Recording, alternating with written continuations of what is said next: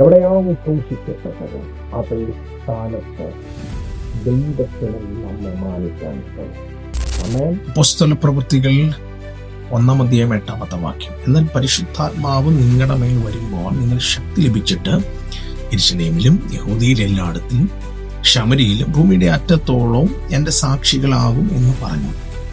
ഈ വാക്യത്തിനകത്ത് 3 പട്ടണത്തിന്റെ പേര് പരിശുദ്ധാത്മാവ് പരാമർശിക്കുകയാണ്. എന്തിനായിരിക്കാം ഈ പട്ടണത്തിന്റെ പേര് പരാമർശിക്കുന്നത്?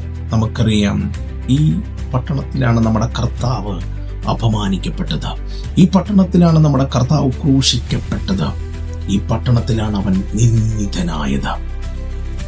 എന്ന് വെച്ചാൽ എവിടെ നിന്ദിക്കപ്പെട്ടോ, എവിടെ ക്രൂശിക്കപ്പെട്ടോ, അവിടെ തന്നെ ദൈവാത്മാവ് ഇറങ്ങി വരികയാണ്.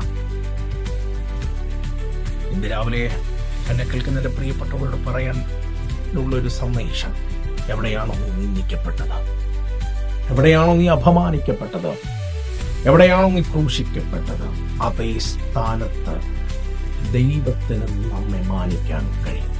ആമേൻ. ഈ വചനങ്ങൾ കർത്താവ് അനുഗ്രഹിക്കട്ടെ. ആമേൻ.